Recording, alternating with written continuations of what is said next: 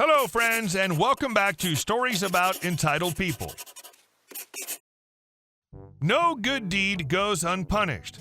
Sadly, that's true all too often. Once the store's closed, it's closed. You don't open for anyone unless it's emergency or manager override. Otherwise, our OP was more than generous and polite. More details right after a short pause. So don't forget to subscribe to our channel if you're new here, and turn on notifications so you don't miss a new video every single day. Here we go.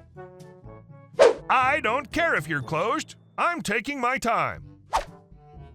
Long-time lurker, first-time poster. Hey everyone. So I've had my fair share of experiences in the 7.5 years I've spent in retail so far, but this one sticks out much more than any other one. Before I start, I should say that I work in customer service for a large grocery store chain. Also, on this particular night, I had very bad stomach pains and really wanted to just get out of there as soon as possible. It had been a pretty easy night until this point, stomach pains aside, and I was putting the finishing touches on closing up the store. Tills balanced, pickups taken. I even made the final closing announcement and let the last cashier leave. After the clock struck 10 o'clock, closing time, I was about to take the final till in to be balanced, but the cashier comes back knocking on the door, so I open it to see what the commotion's about. She says, "Hey OP, there's a lady in the parking lot who says to please wait for her. She knows we're closed, but she just wants to return something really quick." So I say, okay, not too unreasonable, so I let her in. I wait around a few minutes and she heads on in with a bag full of stuff she wants to return. I start ringing up the returns and ask for a receipt. She doesn't have one, not uncommon, so I tell her I'm going to need to put her return on about an $11 gift card. Here's the conversation that followed.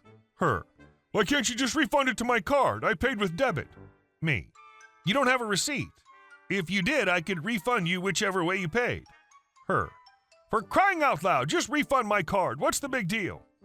Me: "I could get in trouble with my manager if I did that." Her: "Fine, just give me the gift card then." I then proceeded to load up the gift card and give it to her.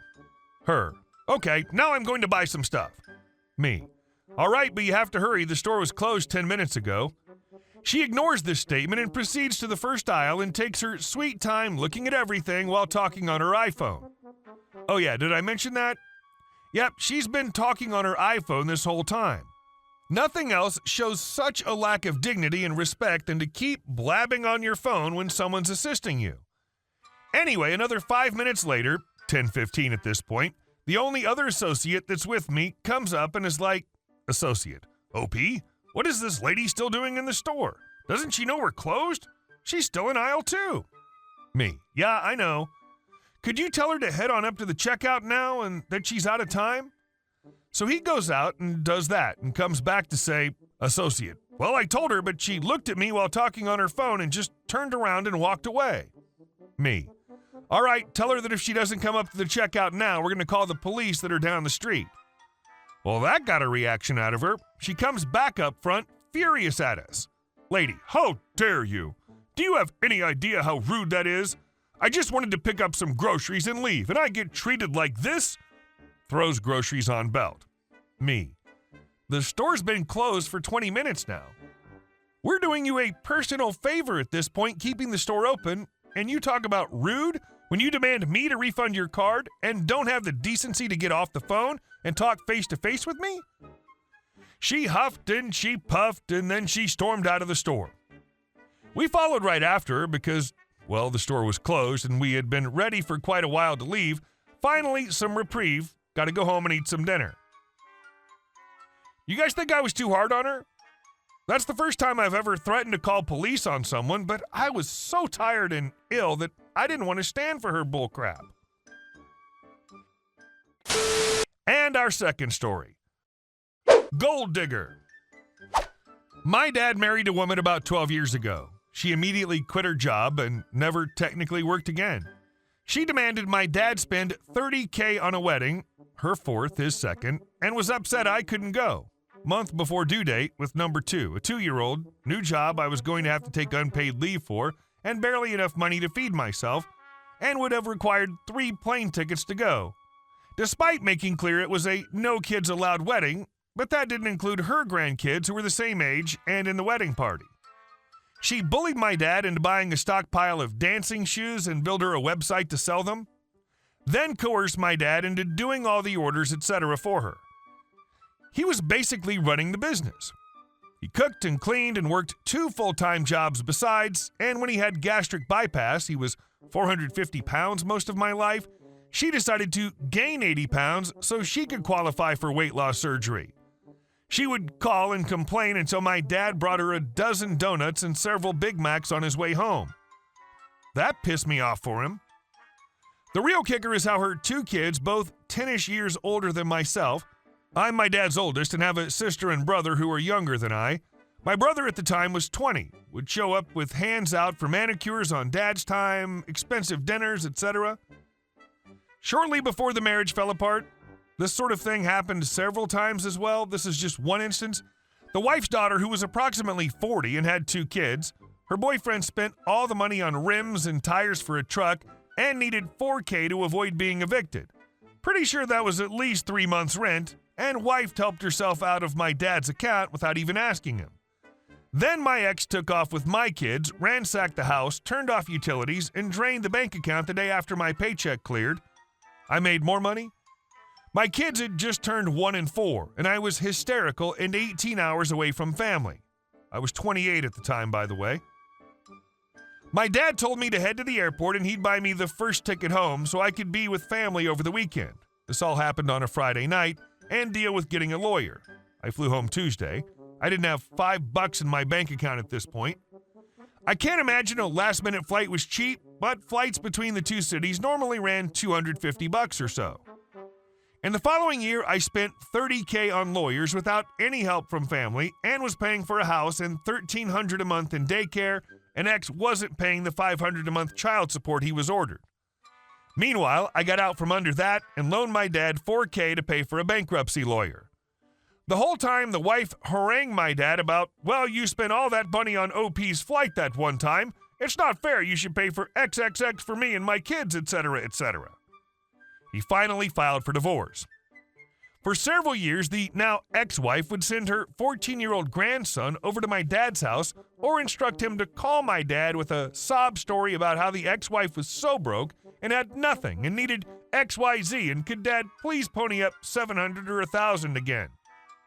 This was a every 4 to 8 weeks type deal, on top of alimony. She argued in court about how my dad recklessly paid for my plane ticket that one time. I hadn't taken a dime from my dad ever, unless you count child care support he paid my mom, and usually insisted on paying for dinners and often paid for his plane tickets down to visit me. It's been 10 years and she still calls him for money, believe it or not. Luckily, he remarried this lovely Chinese lady who doesn't suffer fools. If I was a betting lady, she probably just grabbed the phone and told ex-wife to stuff it and hung up on her. LOL. Edit. My dad's a giant pushover and terrible with money.